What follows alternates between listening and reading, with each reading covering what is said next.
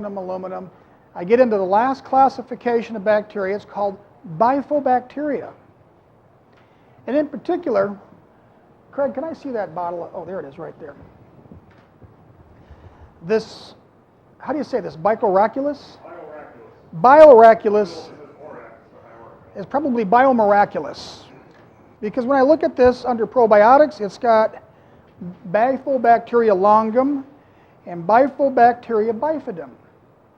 And it turns out when I ran the sequences on these two, aluminum went from number 1 to number 43. Now I'm dealing with 64 minerals. Yttrium always sits at 64. It went from 64 to 23. Come right up off the bottom, 2/3 of the way up, and I'm like going, well, where do we get this Bifidobacteria longum? Well, it turns out it's the number 1 bacteria your mother give you in breast milk. And it inoculates your intestinal tract so you can absorb things like iodine, selenium, magnesium. And without B. longum, and without Bifidobacteria infantis and Bifidobacteria bifidum, your body can't use yttrium going from one end to the other because it never gets out of the alimentary canal. It's considered, quote, inert. It's a marker. But what I found is that if you want to enhance the life cycle of B. longum or B. bifidum, you need to use oatmeal. Now I came up with that in a genetic sense because when I took a look at life forms I consume, I wanted to get the aluminum-based life forms brought down and I wanted to bring up the yttrium-based life forms, and it turns out that oatmeal is a primary yttrium life. And I said, well, that's interesting. And then last year researchers said if you want to colonize the large intestine for Bifidobacteria longum, eat oatmeal. And if you go into my book where Minerals for the Gene Code and you look up yttrium, you'll find that you get it from black cherries.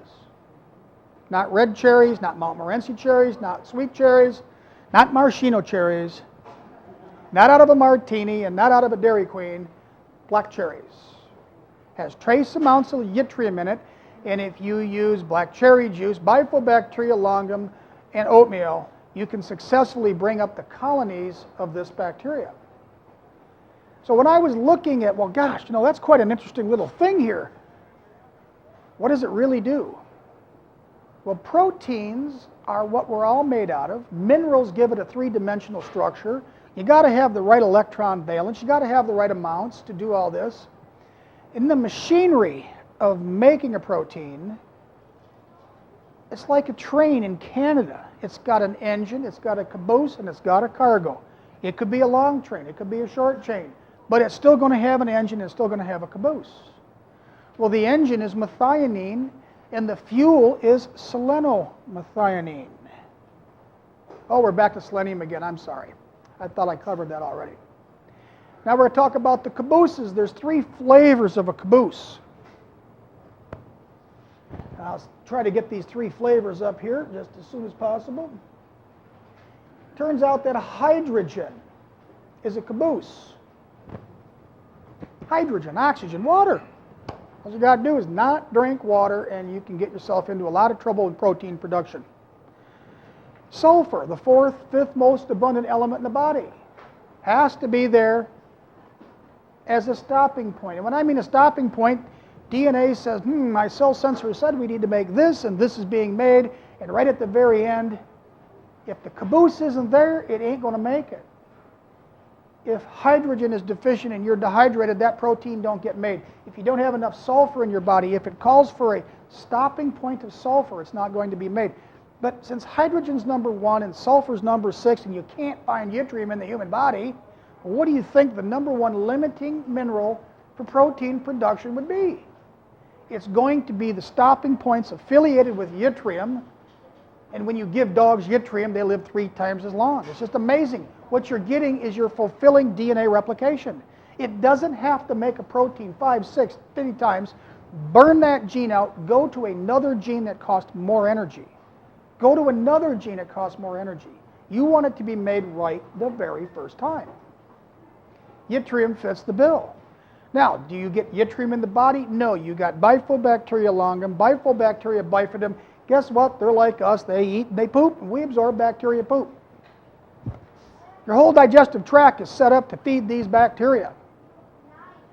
And if you do so much as one antibiotic pill, you might go into what I call genetic starvation. Because a bacteria you need is no longer there pooping out the right material for you to regenerate. And you can have genetic insufficiency in the presence of the best food in the world. Now, you've got to have hydrochloric acid, you've got to have pancreatic enzymes, you've got to have gallbladder fluids. All that stuff is there.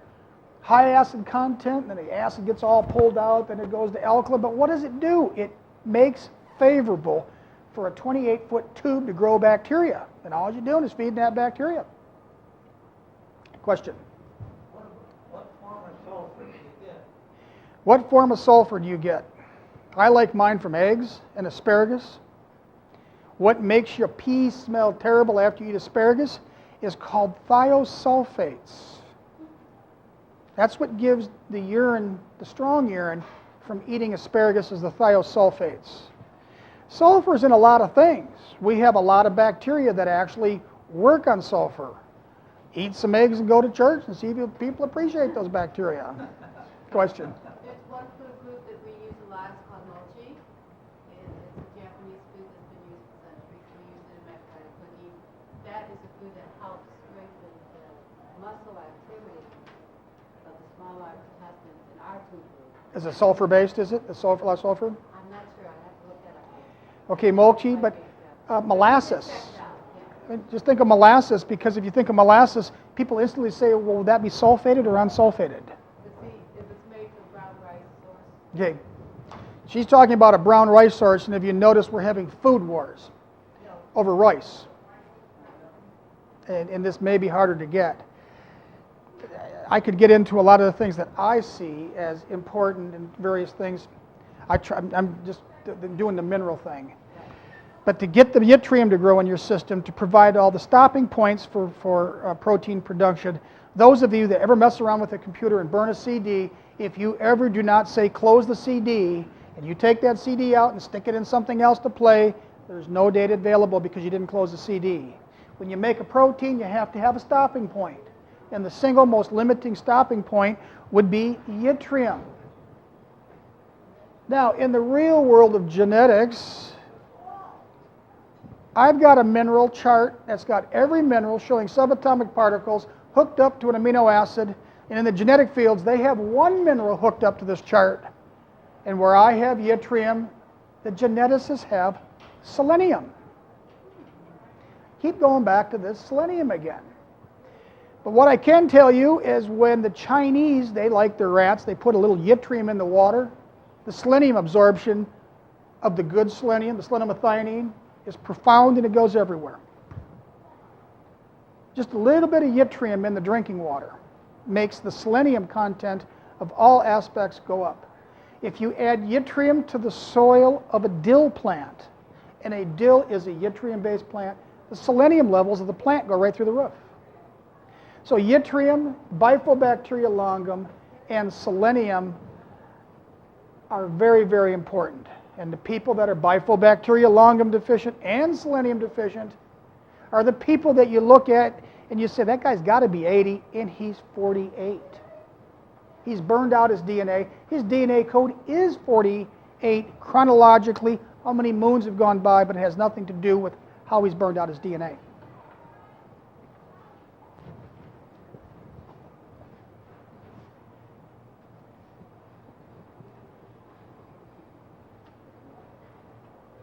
I'm going to talk about one more mineral, then I'm going to give my vocal cords a break, and I'm going to let you talk to Susie, and then this gentleman has got some good stuff, and I believe there's some D-mannose back there. Minerals for tumor-suppressing genes, the whole book comes down to this: iodine, selenium, magnesium, boron, vitamin D3. If you have that, your DNA code will operate, and it'll get the rest of your stuff out of the food. I'll say it again: iodine, selenium, magnesium, boron, and vitamin D3. Good old sunlight. And when there is a substitute for sunlight, it is organic vitamin D3. You cannot live without it. There's more vitamin D receptors in your brain than any other part of the body. There's more vitamin D receptors. Oh, iodine, selenium, magnesium, boron, vitamin D3. Now, the next mineral is a very complicated mineral. It's vitamin B12. And the active ingredient of B12 is called cobalt. And cobalt on this chart here is surrounded by 5 minerals above and 5 minerals below, called isotopes. And without B12, you cannot pull in iron, manganese, chromium, nickel, copper, zinc, germanium, titanium, vanadium. You just can't get them in. Simple as that. B12 is the link between metal and non-metal. And if you don't have that link, you don't get in.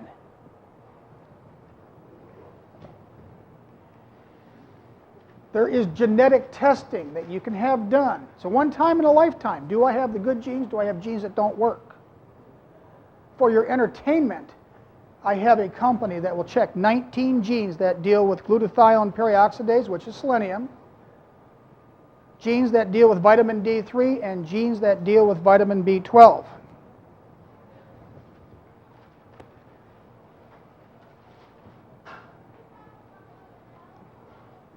Here's our cobalt trace mineral connection. To the right, you'll see cobalt, and then you'll see all the trace minerals to the left, which again is titanium, vanadium, chromium, manganese, iron, nickel, copper, zinc, gallium, germanium. And there's multiple electron valences. This is very confusing until you find out that we only use positive 2. Take all the other minerals that have these electron differences, and you can just get rid of them with possibly the exception of copper. Sometimes we use a copper plus 2, copper plus 3, but everything else is just flat out positive 2. And how do you keep these minerals behaving? What's the opposite of positive 2? Selenium! Well, we're back to selenium again. So selenium has a profound effect on all the trace minerals as long as vitamin B12 can do its job. Without B12 to bring it in, selenium can't make it behave. If selenium is not there, you can have iron overload. That's called hemochromatosis. And not all hemochromatosis are genetic. It's just an imbalance in the system, allowing iron to overload. Copper toxicity, that's Wilson's disease. Chromium deficiency, type 2 diabetes. Can't get the insulin across the cell wall. Chromium picolate does wonders to help that. Vanadium, again, another type 2 diabetic mineral deficiency. Zinc, the glue to the human body. If there is a glue, it is a super glue, and it is zinc. What holds DNA together is called zinc fingers. Does it tell you it has anything to do with zinc? It sure does. It's zinc. Zinc fingers holds DNA together. Germanium possibly is involved with what's called Raynaud's phenomena, when your hands turn blue. A lot of research out of Japan that says germanium 135 or 134. It has, again, without B12, all of these minerals don't get in, they don't get out, they don't work. And if you ain't got selenium there, any one of these minerals can become heavy minerals, and they can get out of balance with each other. And hair analysis will show this.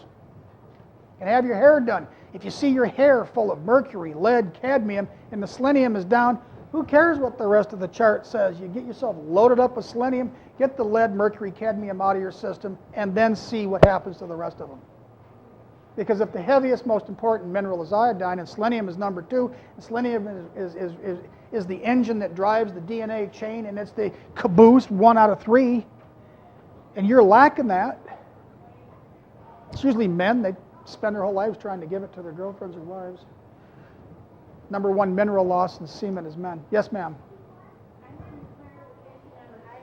Iodine is clarification.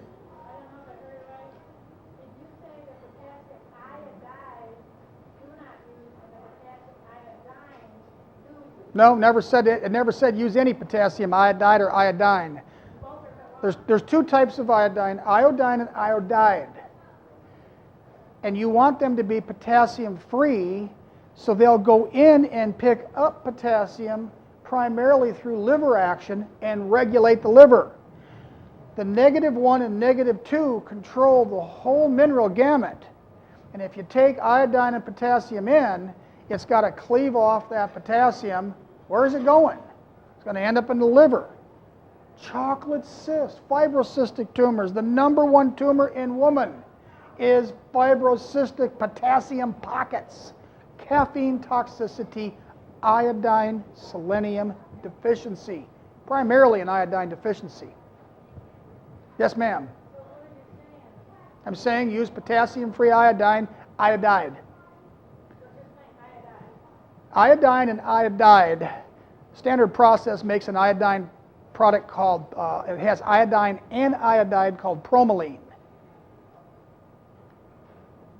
The United States government says take 0.1 milligrams so you will not die. Well, that's just about all you'll do, is just about not die. Brownstein and others say anywhere between 1 and 10 milligrams a day. Use 50 for detoxification to push the fluorines, chlorines, and bromines out. Let iodine gain control of your DNA. I got to take a few minutes break, Steve. Okay. Okay, yes, I do consults on Wednesday and Friday afternoons from 12 until 5 or 6. Usually the first time takes about an hour to get to know you, where you've been, what you're doing, what your chronic problems are, what you've been taking, what you've tried, what doesn't work. You wouldn't call me if everything's been working. I usually talk to people that things that don't work, which is fine with me. I don't mind resolving issues. If I don't know what it is, I have lots of resources. I like to talk to brainiacs that like to think like this, and I have a few that I do. I have available for you outside of this building hair analysis kits. If you would wish to have your hair analyzed, I use the standard toxicology report. I don't go deep into what doctor's data offers me. I just have you get the toxic report, which gives us 25 minerals that we're worried about. From antimony to chromium to uranium to tungsten. And it's absolutely surprising what I find. I have children, 2 and 3 years old, that have tungsten levels through the roof. They have unbelievable heavy metals, lead, arsenic. It's just amazing what our environment has infiltrated into our DNA sequencing. So the first thing we try to do is get rid of these heavy metals so DNA can best express itself.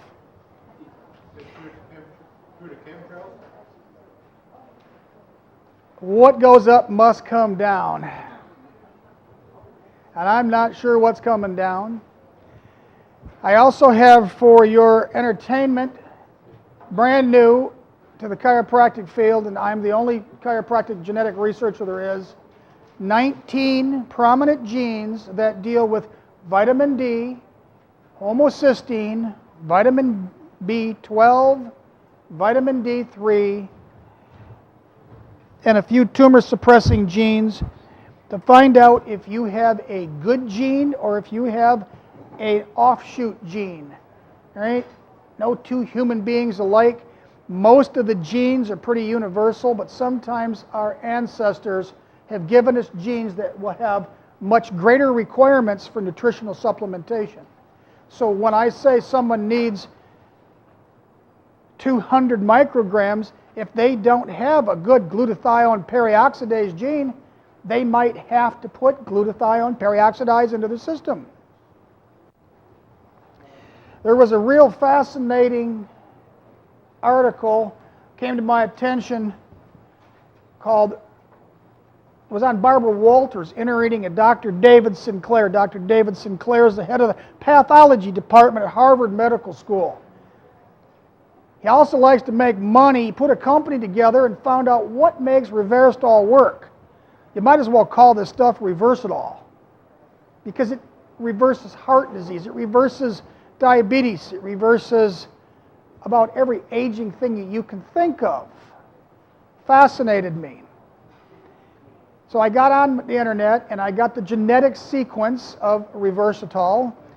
And when I ran the sequence, in the top 5 minerals needed were yttrium, a stopping point, hydrogen a stopping point, and aluminum.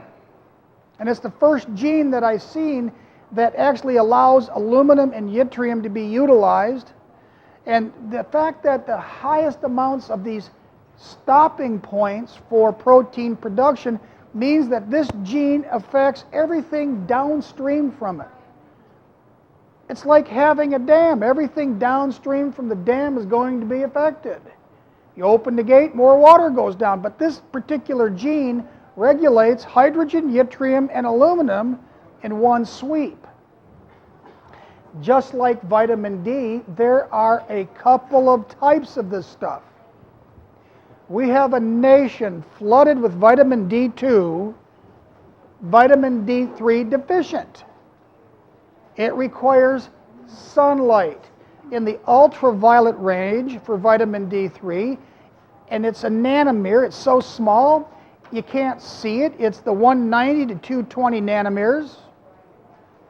And I had to laugh. A lady says, "What light can I get?" And I says, "Ma'am, if you turned the light on, you wouldn't even know it was on." She goes, "Oh, well, why?" I said, it's in the ultraviolet range. So when the sun is in the southern hemisphere, we're not even getting these nanometers. Yet we're gobbling down our vitamin D fortified everything. We've got more vitamin D2 than we know what to do with. We've got no vitamin D3. We have no vitamin D3 conversion. And we have cancer overtaking heart disease, and in great part by vitamin D3 deficiency. Most disease are latitude illnesses. How far away from the equator are you will determine the type of diseases you'll get and how prevalent they'll be in society, like MS, like cancer. Reversidol, or Revesterol, there are two types. There is what's known as a cis reversitol and a trans reversitol. So when I learned about this, I got on the internet and I found out for $16.99 I could get 2 bottles of Reversitol from Puritan's Pride. And then I called up the one guy where I get all of my stuff from, Biotics Research, outside of Standard Process, and he wants, at my cost, $140 for 300 pills. And I said, well, there's got to be something up, or Harry wouldn't be selling this stuff at this outrageous price. I go, Harry, why shouldn't I buy Puritan's Pride for $16 instead of your $130? He goes, well, there's 2 forms, Rich. And I go, yeah, cis and trans. He goes, well, then you already know the answer. We have to have trans. It takes 5 days of sunlight and a grape to make it convert. So the stuff you see in the market that's a dime a dozen, you're going to take, and it's like taking vitamin D2, except it's not going to go to your skin and in 5 days of sunlight convert into the trans form. You've got to take it in the trans form to get the anticipated results. The really good stuff is very expensive. The 19 genes that I could have tested for you, the first gene is called LPL, which stands for lipoprotein lipase. This stuff is expressed in the heart, muscle, and fat tissue. It has a lot to do with the triglyceride levels. If you've got a good working gene, you can probably take very easy stuff to control your triglycerides. If you've got a bad working gene, you have to work around it. Now, this article, I've started on to the genes you can have tested, and I'm going to go back to Reversitol, and I'm going to tell you why I think Reversitol works really good. You can type in every disease you know in Reversitol. I think there's 1,100 research articles in PubMed right now, but what I found was Reversitol lowers glutathione levels. Remember, glutathione is the stuff that works with selenium? And I'm back to selenium again and again. Well, here's what happens. Revesterol lowers glutathione levels. Well, does that sound bad? Depends what's happening to the glutathione. I could have a bucket of water, but if I'm not drinking and I'm not using it, I can have all the glutathione in my blood, but if my body is not using it, it don't mean anything. And it turns out that Revesterol makes glutathione work, which makes selenium work. The glutathione levels drop because it's going to work. It's having a big workforce waiting to do something. The workforce is depleted because everything is active and everything is being utilized. So, Reversitol is a selenium glutathione enhancer. If you could run your car engine on STP without having problems, which means you would have less friction. This just makes selenium work a lot better. And it does it through the messenger levels of thioxidase, glutathione reductase, glutathione S-transferase, superoxide dimutase 1, and catalase. Very, very good stuff, this Reversitol. The expensive one.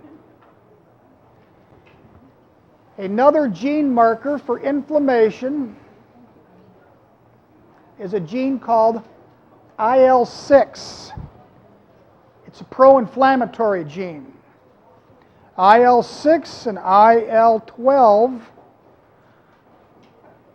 will kill you if the bird flu ever jumps species.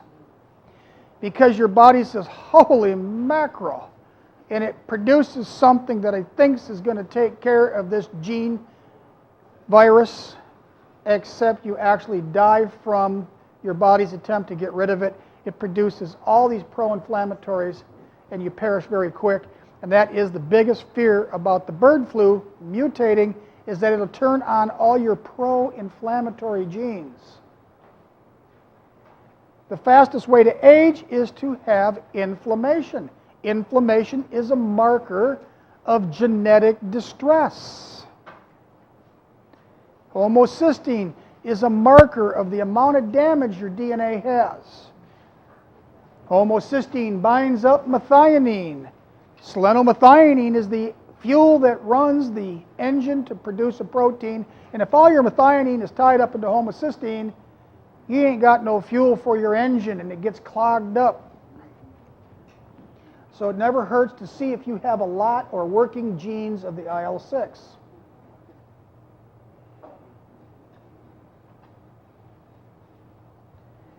The next one, glutathione S-transferase. Now, if you want to know about your -1 iodine levels, you get a bunch of blood tests and you find out if T3, T4, your thyroid stimulating hormone. You can check your copper levels. You can check your amino acid levels of tyrosine. That's iodine stuff. But when you're talking the second most important mineral, selenium, you got to talk about glutathione and one gene called GSTP1, which stands for glutathione S-transferase. These are enzymes that are important for detoxification. If you've got a good working one, no sweat. If it's not, you need to know about that.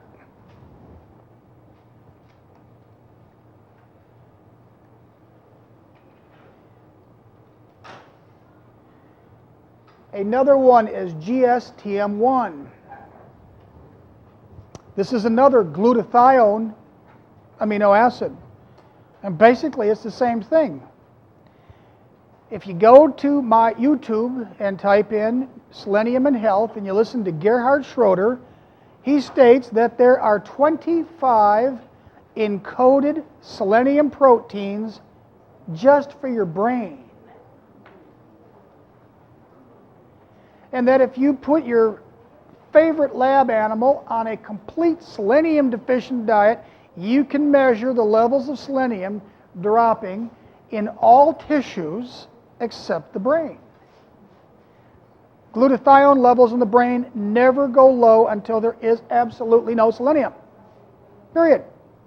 It'll expend your legs, it'll expend your arms, it'll expend your liver, organs, bowels. It don't care if you get cancer, but if the light goes out, if the Duracell battery quits running inside your head, which is selenium based, you got a problem.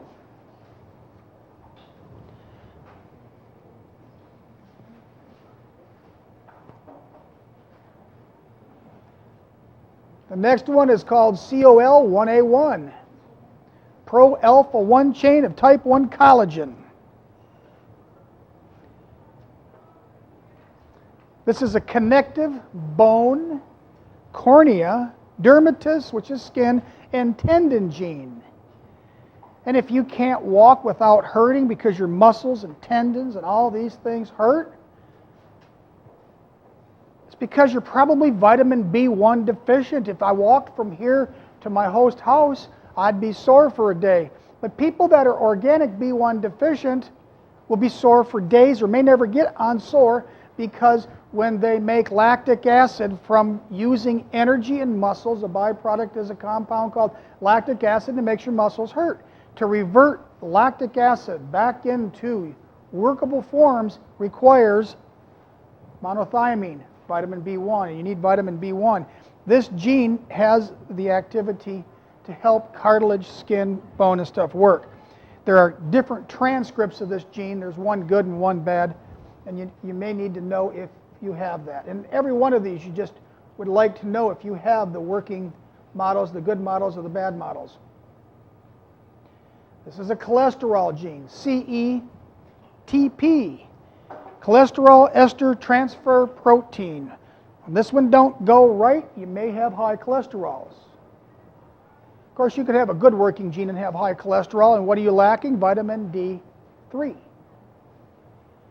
Cholesterol is a chain. It's just one chemical in a chain of chemicals, and unless cholesterol gets turned into, say, testosterone or aldosterone or wherever else it goes because it doesn't have vitamin D3, you can have artificial high cholesterol levels strictly from being vitamin D3 deficient.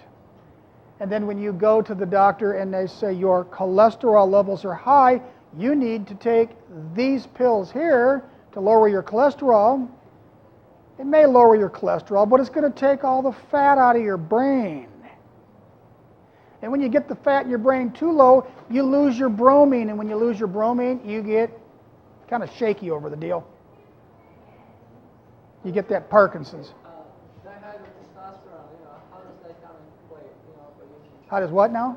Dihydrotestosterone, how does that come into High testosterone?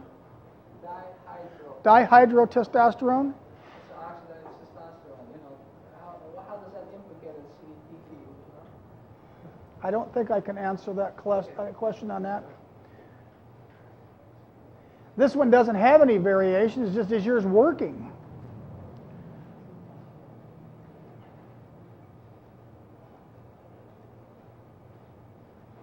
Come on, let's get opened up here. Alloprotein C3. It's a low-density lipoprotein. Now remember, we got proteins that have got to be three-dimensional. We got minerals making it three-dimensional. We got to have sugars to give it energy. D-mannose is one of the sugars. Glucose, galactose. There's 8 sugars, just like there's 8 octaves. Right, 8. They're right. There's 8 different sugars, just like there's 8 octaves of minerals. A lot of people can't make D-mannose because it's yttrium-based. But you got to have oils. Oils, the squeaky bearing always gets the grease. And the human body is no different. It'll take the squeak out of the worst thing and leave other things without oil. You've got to have lots of oils. You've got to have your lipoproteins. They've got to be 3 carbons, 6 carbons, 12 carbons, 15 carbons. This is what you get from flaxseed oil. It greases everything up, makes the machinery move smooth. If you get too much of 6, you're going to hurt. It makes you swell up and hurt. 3s and 9s bring your inflammation down. But all machineries need oils, and I don't want to play light of the oils as we need it. We can throw all the minerals and stuff in there, but if you ain't got nothing greasing the track up, things come to a grinding halt in a big quick. In a big hurry. The question is, what oils do we avoid? Hydrogenated oils. If you take genetically modified corn oil and bubble hydrogen through it, you got margarine. Margarine is about 1 molecule away from plastic, and when it goes into you, it can turn to plastic called atherosclerosis. So I promote heavily butter, coconut oil. I do not promote canola oil. That is a genetically modified mustard plant that's producing these oils for you. I do not promote lecithin anymore, unless the can of lecithin says made from genetically modified free soybean oil. And how do you find GMO free? I wrote Now Products a letter and says, hey, I just love your lecithin. I just need one letter off your desk saying it's GMO free. Well, I got words back going, we've fractioned it down so much it doesn't matter. I go, can you put that in writing? Nope, they didn't want to put that in writing either. So I go, well, thank you very much, because I was a lecithin junkie in college. Acetylcholine A is what the brain runs on. You eat a bunch of lecithin. What it doesn't use on the spot turns into acetylcholine A. You can stay up all night and still remember what you studied last night. And it takes your short-term memory to long-term memory. I'd do 8, 10, 12 lecithin pills before I'd study all night, and I'd have tons of energy. And I'd take a test, and my short-term to long-term memory did really good, because it fuels the brain. It really makes it work. But now I can't tell you to take lecithin for fear it's genetically modified soybean oil. 2 years ago, last Saturday, we were going to have stuffed Cornish hens on my birthday, and our 7-grain loaf of bread, and I look at it, and the second ingredient was soybean oil. And I go, uh-oh. And I immediately turn to her and I go, what's this doing here? Like she's supposed to know, like, don't you read the labels? We've only been eating that stuff for 5 years. And she goes, why? And I go, look at the ingredient list, soybeans number 2. And she's like, I didn't know. So I said, I'll take it back to our local IGA store, and I read every label in IGA, and every loaf of bread has soybean oil in it now. I couldn't find a loaf of bread that either doesn't have soybean and or bromine. And the town I live in, you cannot buy a loaf of bread that's fit to eat unless you come to my health food store and buy Ezekiel bread. You just can't do it. It's just not there. Yes, ma'am. Question. The vitamin E's are made from soybean oil. Even Carlson admits that their soybean oil is medically engineered. Okay, the question is on vitamin E coming from soybean oil. You will not find vitamin E in my health food store unless you buy a jar of wheat germ oil, because all 8 vitamin E's are found in wheat germ oil. D-alpha tocopherol was widely available. A company that is out of business is called Eastman Kodak. It was part of the film industry. It was a byproduct. Like all good business people, they took their byproduct and pushed it on the American public as something we need. D-alpha tocopherol runs all the other vitamin E's out of your body. Only gamma tocopherol allows you to pull in the 7 other vitamin E's. So if you do go out and buy vitamin E, buyer beware. A, is it genetically modified? B, is it high in gamma tocopherol? And see, if you're worried and don't want to worry about it, then just go buy wheat germ oil and hope your wheat wasn't GMO.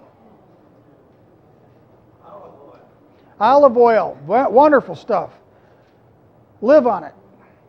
What I like, and it's the most expensive, but it's my favorite, is I cook my organic popcorn in Brazil nut oil because it has selenium.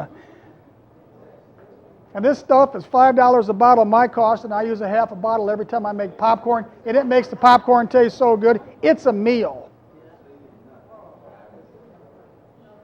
Now, if you're looking for organic sources of selenium, it is Brazil nuts, organic turkey gizzards, organic chicken gizzards, and after that, it's buyer beware. Where did your bread come from? What did they stick on the fields?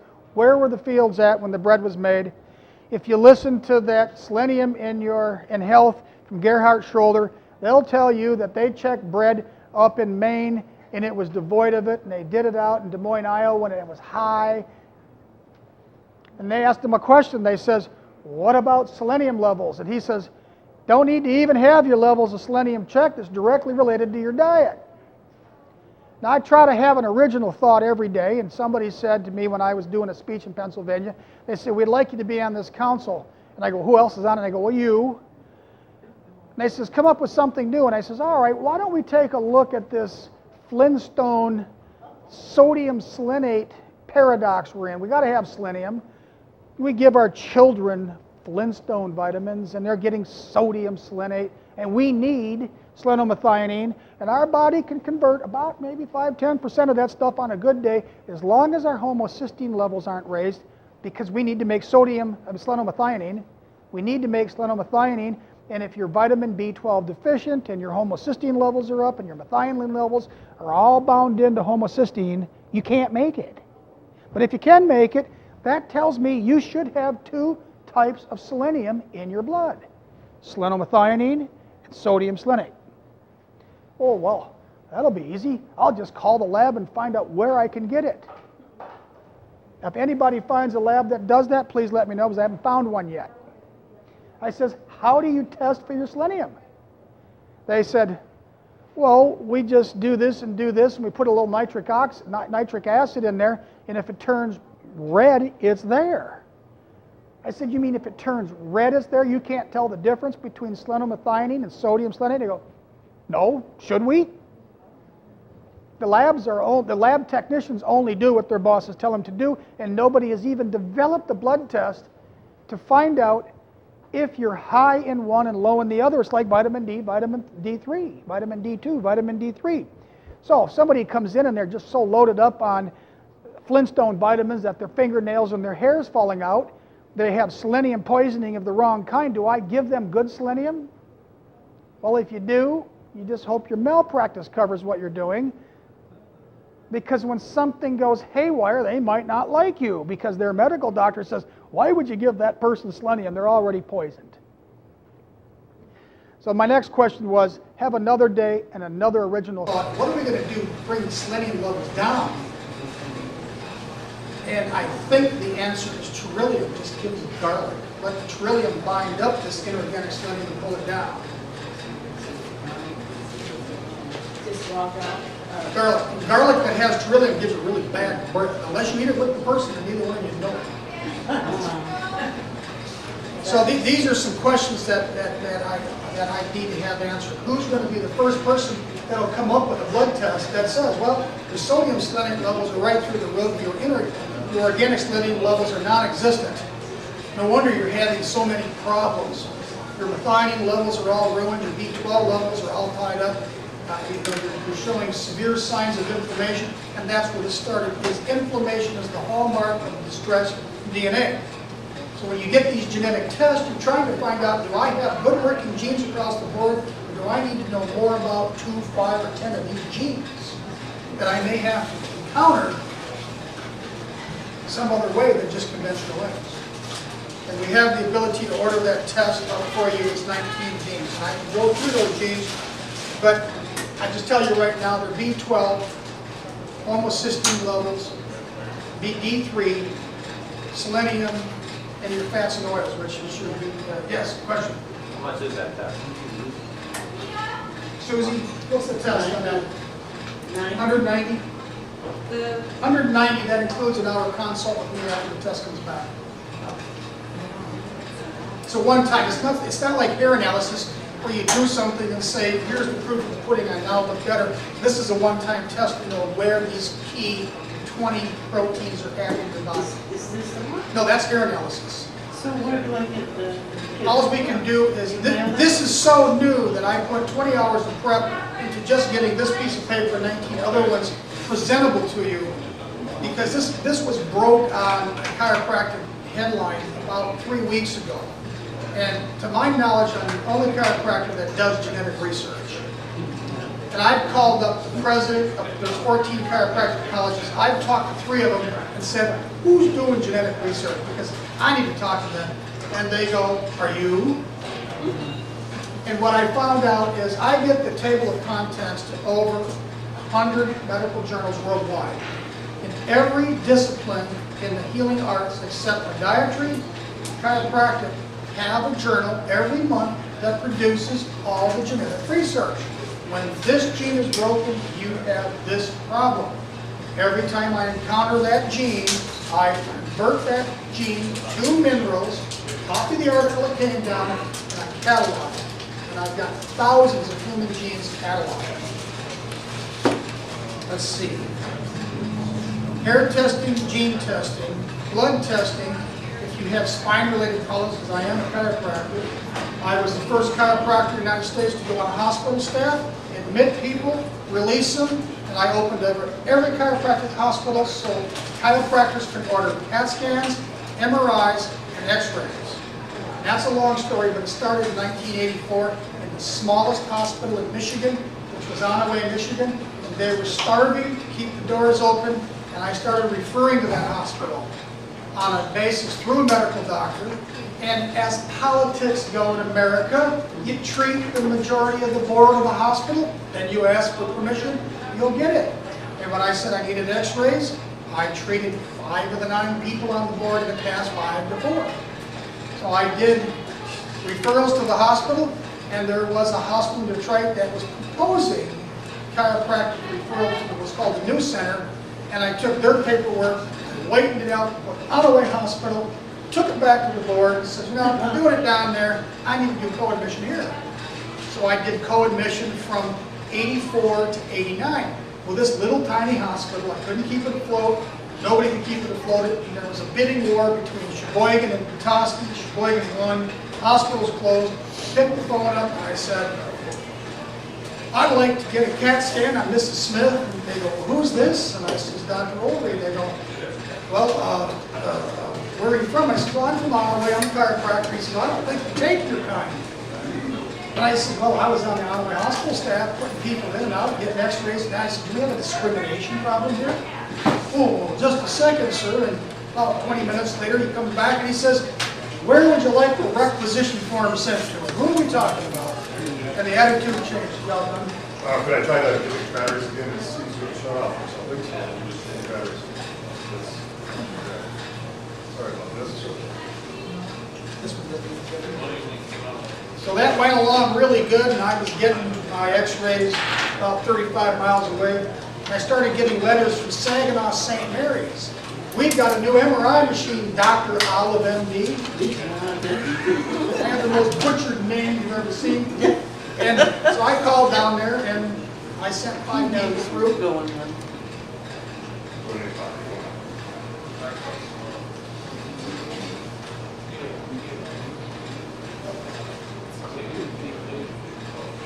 So Dr. Olive MD sent 5 people through the hospital, and I called down there and I said, you getting paid? They said, absolutely. And I said, well, by the way, it's Dr. Olry, DC.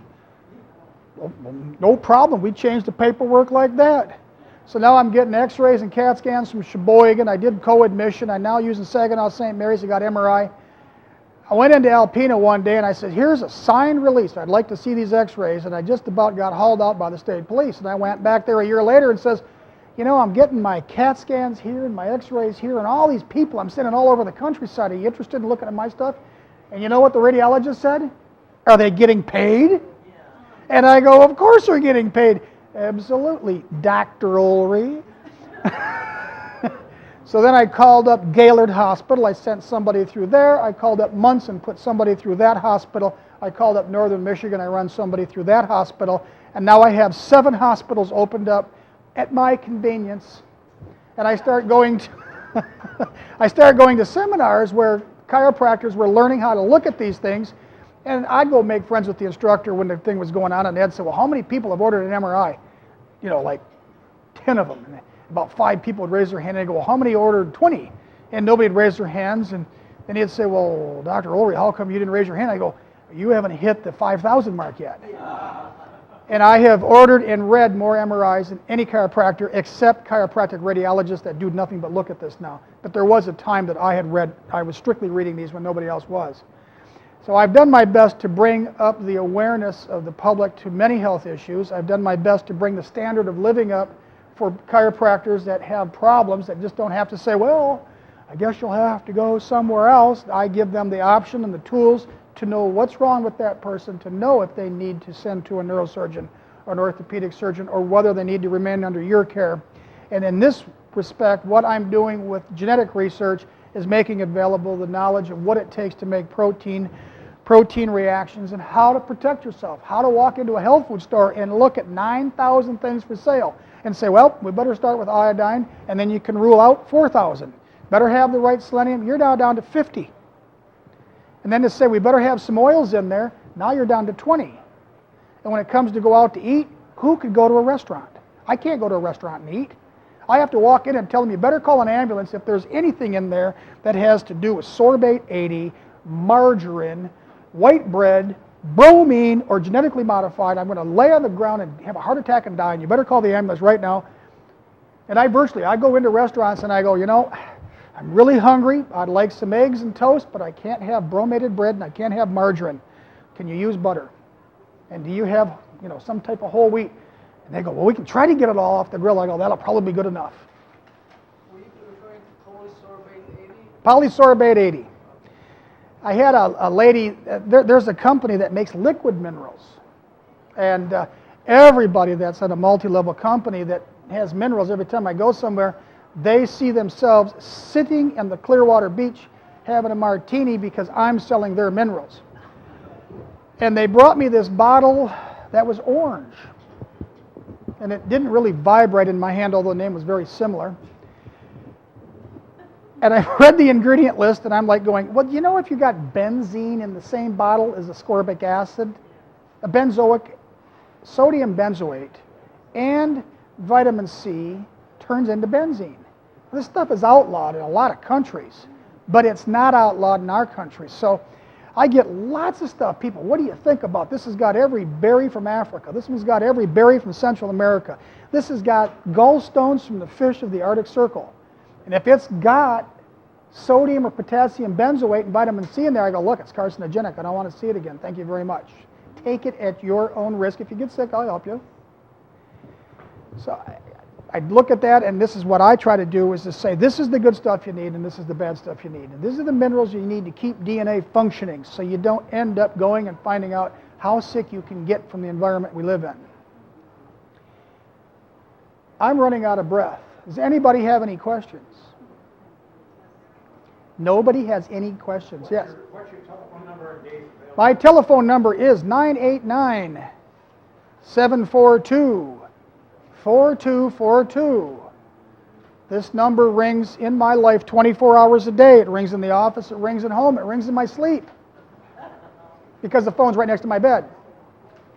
I run an acute care clinic. That's how I make my living. I do not make my living at a health food store. That's how Susie makes her living. I refer to the store. I just own it. 989-742-4242. My webpage is emineral.info, I-N-F-O, emineral.info. And on that website, there are speeches I've given in the past 3 years. There's a 4-hour DVD. There's 2 or 3 other hour-long speeches I've given at organic farming conventions. And I'm happy to tell you I am going to Hawaii. Somebody is paying me to drive to the local airport. I'm going to the Big Island of Hawaii for 10 days.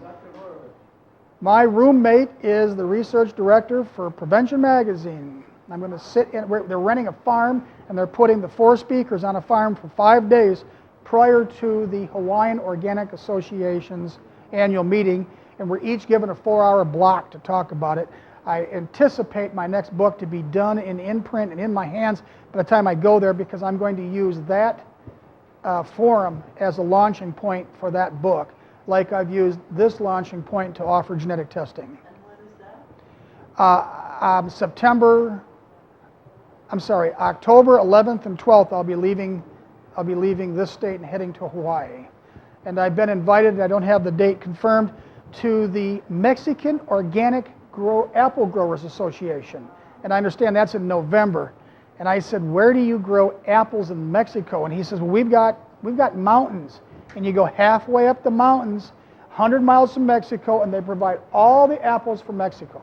What city in Mexico is it? It's 100 miles from Mexico.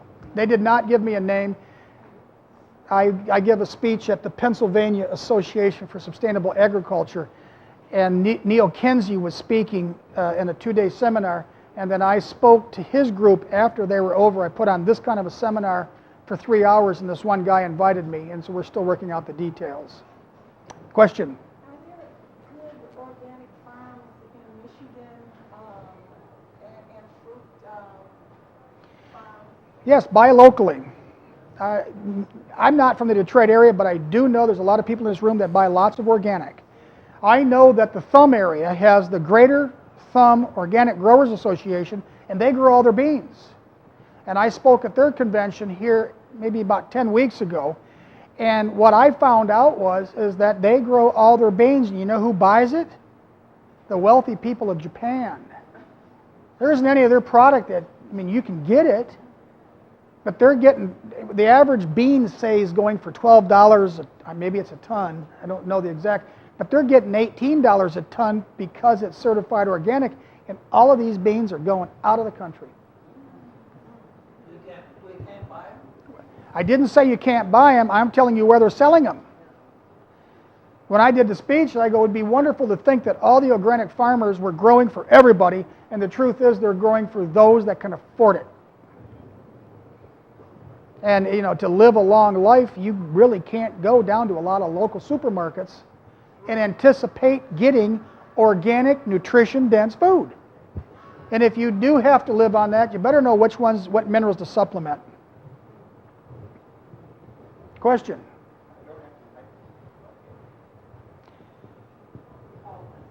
Oh, I'm sorry, Paul? What is the best thing for circulation? Walking. L-arginine has a profound impact on capillary resistance. Niacinamide, magnesium, selenium. O, oxygen. Exercise, E. And if you can't exercise, I've seen research done on L-arginine that if you can't even exercise your hands like this, taking L-arginine brings up the efficiency of your heart. That's demonstratable. L-arginine couples with selenium on a ductless gland on the heart, and it produces nitric oxide. The famous stuff Viagra shuttles around in your body. Except Viagra don't make more nitric oxide. Your body got old, and there are certain organs of fitness that are not to be used when you're low on nitric oxide, and you take the Viagra pill and you reshuttle your nitrogen for your psychological advantage, and you may have a heart attack and die in the act of exercising. L-arginine is the stuff, and if you have a problem with nitric oxide, you take L-arginine and selenium and you bring up your nitric oxide levels so that physical activity won't kill you. Question. Okay, would you say that's an endothelial wall that's compromised when your nitric oxide production is diminished? That's what I've read. The question was, is the endothelial walls being compromised? And yes, that's what I've read it is that. Any more questions? Well, we've got to pack our van and we got a 5-hour trip to get back home. Thank you for having me down here.